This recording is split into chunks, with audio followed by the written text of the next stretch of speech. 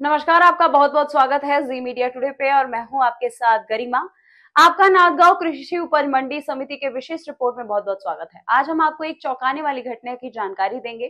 सरकार के स्पष्ट आदेशों के बावजूद नांदगांव मंडी समिति में बिना टैग वाले पशुओं की खरीदी और बिक्री जारी है। 22 मई को पशु चिकित्सा अधिकारियों द्वारा मंडी समिति को सरकार के आदेशों की लिखित सूची दी गई थी।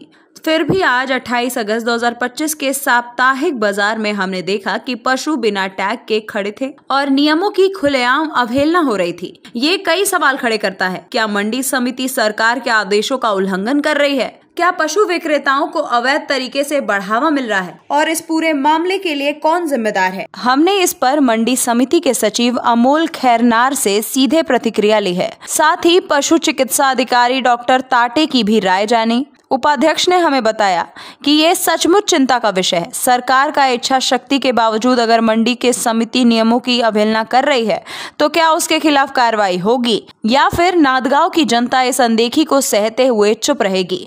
इसका जवाब तो आने वाला समय ही देगा। आइए अब सुनते हैं मंडी समिति सचिव अमोल खैरनार की प्रतिक्रिया। नमस्कार, मी अमोल खैरनार, सचिव कृषी उत्पन्न बाजार समिती नांदगाव। आपल्या कृषी उत्पन्न बाजार समिती नांदगाव या बाजार समितीचा जो गुरांचा बाजार असतो, जनावरचा मोठ्या जनावरांचा, तर हा दर गुरुवारी हा भरत असतो। तर आपल्या इथे मोठ्या प्रमाणात तालुक्यातून असतील किंवा तालुक्याबाहेर असतील तर मोठ्या प्रमाणात जनावरे येत असतात।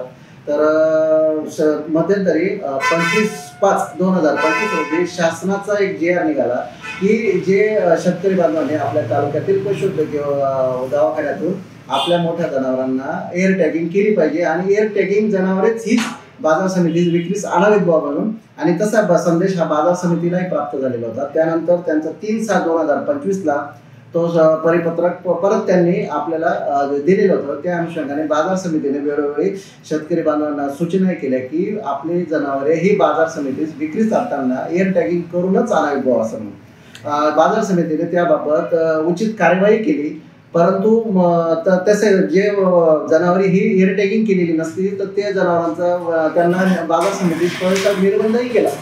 परंतु याबाबत मोठ्या प्रमाणात एअर टॅगिंग नसल्याने रहदारीलाही मोठ्या प्रमाणात त्रास होत होता आणि शेतकरी वर्गही याबाबत उद्योग झाला होता। म्हणून बाजार समितीने 4/6/2025 रोजी पोलीस स्टेशन नांदगाव यांना पुरेसं पोलीस संरक्षण मिळावं म्हणून पत्रव्यवहार केलेला होता। त्याबाबत माननीय पोलीस निरीक्षक असतील त्यावेळेचे त्यांच्याशी चर्चा केलेली होती आणि त्यानंतर आपण पंचायत समितीची संपर्क केलेला होता। तर मध्यंतरी बाजार समितीने पूर्णपणे निर्बंध केला आणि त्या बाजार वेळोवेळी दर गुरुवारी पंचायत समितीमार्फत पशुवैद्यकीय जे दवाखान्याचे जे डॉक्टर्स असतील तर हे आपल्या व्हॅन्स येथे थांबत होते आणि मोठ्या जनावरांची एअर टॅगिंग वगैरे करून घेत होतो आपण। तर आपल्या सर, आज मी तिला नांदगाव कृषी उत्पन्न बाजार समितीमध्ये विदाऊट टॅगिंगचे सगळं काही जनावर दिसत आहे, याबद्दल तुम्ही काय बोलाल? आपल्या बाजार समितीत जे आज रोजी जी मोठ्या जनावरांची आवक झालेली आहे तर यात काही प्रमाणात एअर टॅगिंग नसलेल्या जनावरांची आवक झालेली असेल। परंतु आपल्या बाजार समितीत जी जनावरे एअर टॅगिंग केलेली नसतात आपण त्यांच्या कोणत्याही प्रकारच्या बाजारपेठेच्या पावत्या करत नाही। आपण फक्त जे जनावरे एअर टॅगिंग केलेली असतील तर त्यांच्याच बाजारफी वगैरेचे जे व्यवहार ॲक्च्युअली व्यवहार होतात आपण त्यांच्याच पावत्या करतो आणि जे एअर टॅगिंग केलेली नसतील तर त्या शेतकऱ्यांना आपण सूचना करतो की आपली जनावरे आपण जोपर्यंत एअर टॅगिंग करत नाही तोपर्यंत विक्रीस आणू नये। इसके बाद हम सुनेंगे पशु चिकित्सक अधिकारी डॉक्टर ताटे की राय। आतापर्यंत 77,000 पशूंना आपण टॅगिंग केलेले आहे, परंतु तरी बरेच जनावर अजून बिगर टॅगचे। प्रत्येक पशुपालकांनी विनंती आपल्या प्रत्येक जनावराला टॅग टोचून घ्यावी, कारण यापुढे नैसर्गिक आपत्ती झाल्यास शासन बिगर टॅगच्या कुठल्याही जनावरांना मदत करणार नाही। तसेच आपण 22/5 कृषी उत्पन्न बाजार समितीला त्या प्रकारे पत्र दिले, कोणत्याही प्रकारे बिगर टॅगच्या जनावरांची खरेदी विक्री करू नये। सर, जे विदाऊट टॅगिंगचे आहे त्या संदर्भात तुम्ही काय उपाययोजना राबवलेली आहे? आपण 22/5 मार्केटलाही पत्र दिले। प्रत्येक दवाखान्याच्या अंतर्गत प्रत्येक पशुपालकांना आपण जनजागृती करून प्रत्येक जनावर टॅग करून घ्या, कारण यापूर्वी शासनाने जे दुधाचे अनुदान दिले त्यात बरेच लोक वंचित राहिले। त्याचं मेन कारण हेच आहे का लोक जनावरांना टॅग करून घेत नाही। किंवा टॅगिंग केले तरी ते टॅग कापता, हे काही बरोबर नाही.